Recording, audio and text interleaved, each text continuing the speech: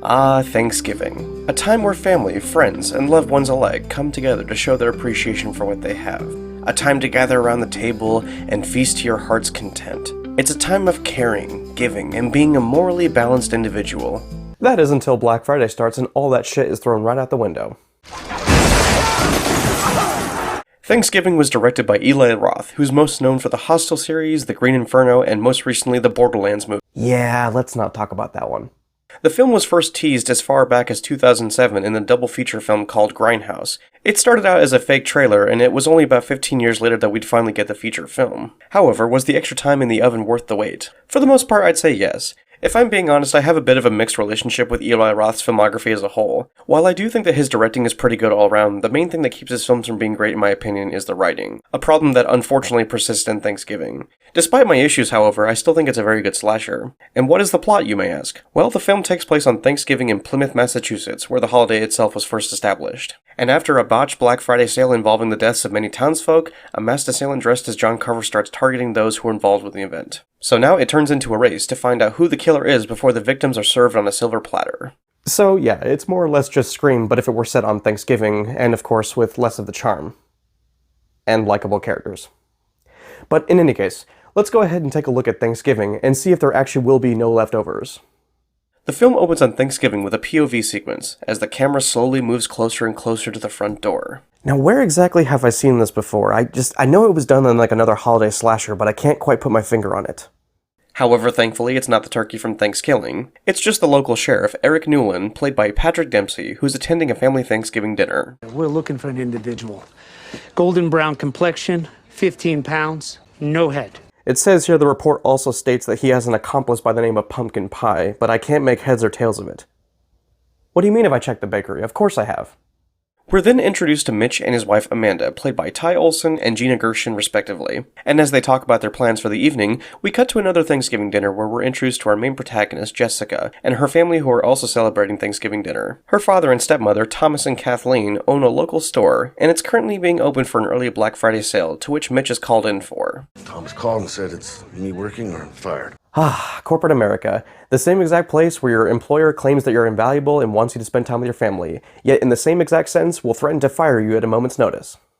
We are then introduced to our designated meat sacks who are on their way to see a movie, but not before the driver, Adam, can get himself a new phone. How am I going to text during the movie without a phone? And as always, it seems that Eli Roth is going out of his way to make me dislike his characters as much as possible.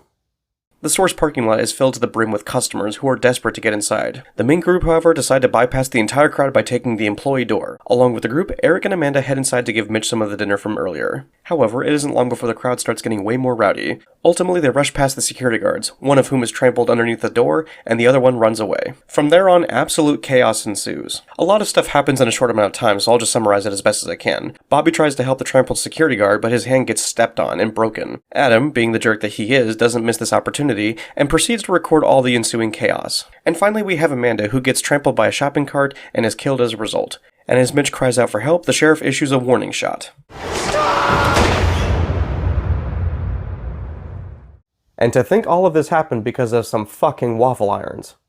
It's now been 1 year since the store riot, and there are ongoing protests against Thomas Wright as he wants to have another sale. Bobby's injury resulted in him being unable to play baseball, and not to mention he hasn't been seen since the incident. Lastly, the sheriff and Kathleen engage in a bit of foreshadowing. Oh, I'm sure you'll make an excellent dinner, Kathleen. Meanwhile, Thomas is forced to cancel a commercial due to the set being destroyed. Yeah, and theft, because there was an axe on that wall I was going to use. Who steals a cheese grater? What got me the most was my soap. He stole my soap. The characters are at the diner discussing their plans for the holidays when Jessica's friend, Ryan, pops in to give them some tickets to the ball game. Admittedly, there's not much substance in the scene, but hey, characterization is neat, right? That very evening, Lizzie is closing up the diner for the night. When she grabs her belongings, however, she's visited by an angry customer. Admittedly, I was actually going to make a joke here saying that, like, oh, prices aren't the only things getting slashed, am I right? But I decided to leave that one on the cutting room floor, because, after all, some jokes just don't make the cut. After getting her hand sliced, she's dunked into some water and is pressed against the freezer door, which then pulls off her skin. She just barely escapes the killer's grasp as she hides in the closet. She attempts to call for help, but big shocker, she can't use the touchpad or the Face ID recognition. Admittedly, I do prefer this over the arbitrary no cell phone service, but what's stopping her from picking up her phone and just going, "Hey Siri, call 911? But then again, it is Siri we're talking about. She then decides it's best to run to her car, but she can't find her keys, but thankfully the killer is around to help her out.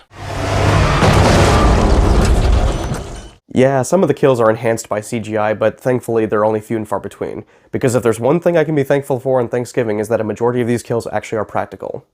The next morning, Lizzie, or what's left of her, is found on top of the Right Mart, which of course spooks the townsfolk. The group are walking out of school, and it's here where they're nearly run over by a guy named McCarty, played by Joe Delfin. He's hosting a party and tells them he'll provide weapons to keep them safe, but they refuse.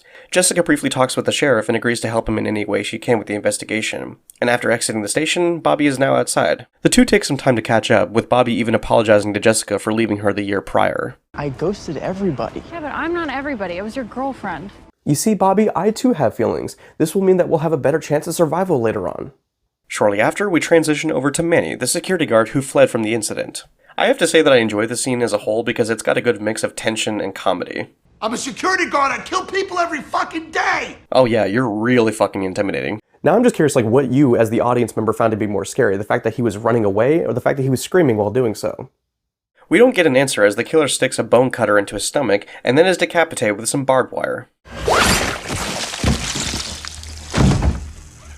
I feel like this would be a lot harder to do in real life than the movie's letting it on to be, but at the same time, considering that this is a horror film, most if not all the characters are made out of jello. But hey, at least the killer isn't a total monster, as he takes the time to feed the cat before leaving. Who's a good little kitty? The group are then tagged by the killer as a table is being prepared with their names on the cards, implying that they're next on the list. The school's football game is then cancelled due to 2 more victims being added to the menu. Despite this, however, Jessica, Gabby, and Adam go inside the school. I'm not really sure why they're doing this in the first place because the sheriff already told them to go home anyway.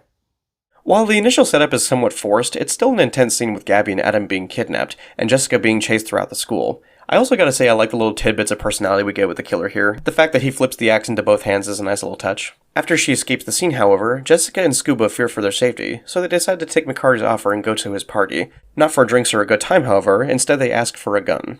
Keep the safety on, unless you want to blow your nuts off.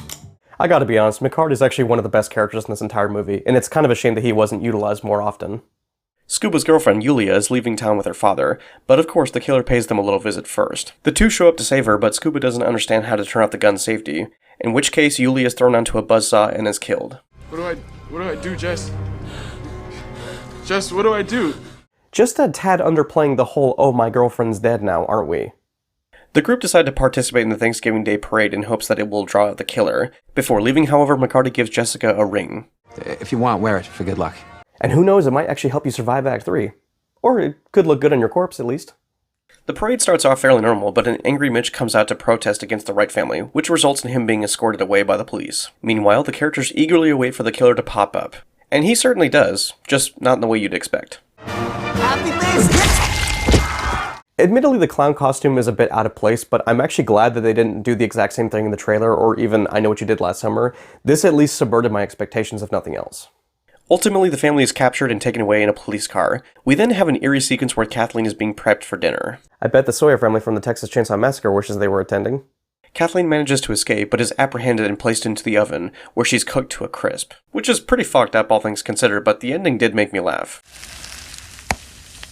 We jump back to the group, who are tied up and placed at the dinner table. The killer is now speaking through a voice modulator, which I think is a pretty cool callback to Scream. I gotta be honest and say this is probably my favorite scene. The movie up until this point has pretty much been a dark comedy, and this scene is no exception. For example, Kathleen's body is now on display, Thomas throws up, and the killer extracts blood from one of the victims and pours it into a wine glass. You might want to let that breathe. Like I said, I think the tone for some people might be a bit over the top, but I think this actually is one of those instances where it works very well. Not to mention, we also get a really gruesome kill followed by some funny dialogue.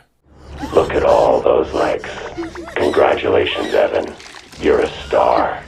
The killer explains that he's doing this as a way to bring back the essence of Thanksgiving, as he feels people have become greedy and only care for themselves, evident by the opening Black Friday sale. And just as the killer starts serving Thomas some food, Jessica and Scuba cut through the ropes with the ring she was given earlier. They rush the killer, but he grabs his axe and chases after them. Scuba is wounded and left behind, but Jessica just barely escapes his grasp. She then rushes over to the parade warehouse and finds the sheriff knocked out. She takes his gun and finds Bobby inside, realizing that he is actually the killer. The sheriff fires a few rounds at him, but he manages to escape. Jessica and Eric start making their way out of the house, but she notices something off about his clothing. So yeah, the sheriff was the killer this entire time. I totally didn't see that coming. To be fair, it's entirely possible the writers were being deliberate with this reveal, especially with the opening POV and, of course, the scene with Kathleen. That being said, his explanation is still fitting.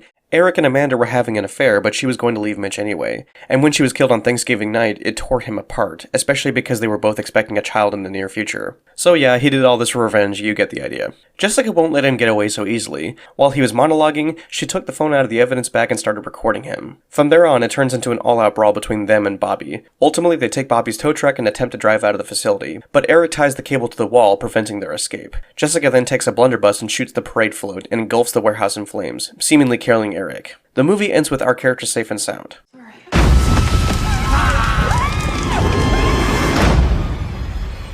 But of course the filmmakers have to tease a sequel. I can see it happening right now. Thanksgiving 2, back for seconds.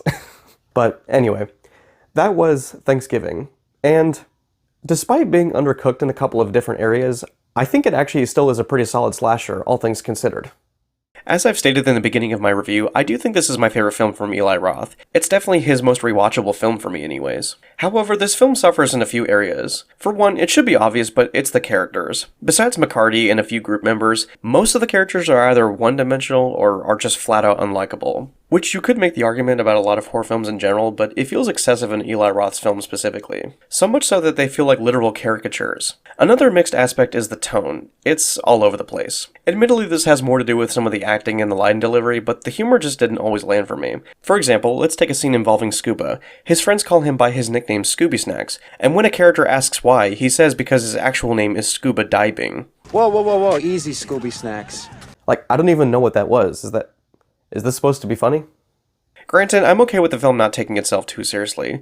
The dinner scene is funny, but also messed up, and that's quite impressive to pull off simultaneously. Now, let's go ahead and move on to the positives, because this movie does have them. For one, I do like the idea of a Thanksgiving slasher. Plymouth, Massachusetts being the setting is not only fitting, but I think they utilize it fairly well. The decorations, props, and set pieces really go a long way to making me feel immersed in the setting. I also quite like the killer's look, both the burnt version and the regular version. Sure, it's more on the simplistic side, and it isn't what I would consider to be iconic, but they make up for it in terms of kills and variety of weapons used. Even the practical gore is pretty good, despite the CGI blood being sprinkled throughout. Overall, Thanksgiving is a fairly above average, albeit flawed slasher film. It doesn't reinvent the wheel, most of the characters aren't very memorable, and some of the pacing can be off at times, but if you can look past all that, it still manages to be fun, and at least worthy of one watch, especially if you're craving a new slasher. Like I said, it's a fun, semi-disposable slasher film that I can throw on and be entertained by. Eli Roth has recently announced that there will be a sequel, so if they can take what worked in this film and do it better, the sequel could be a promising film. Only time will tell, so we'll find out. I'd like to take the time to thank you guys for watching my review of Thanksgiving. And with that being said, what do you guys actually think about the movie itself? And are you excited for the sequel? I'd like to know your thoughts down below. In the meantime, guys, this has been ThatGuyMatt, and I will see you guys all next time. And until then, I hope you all take care.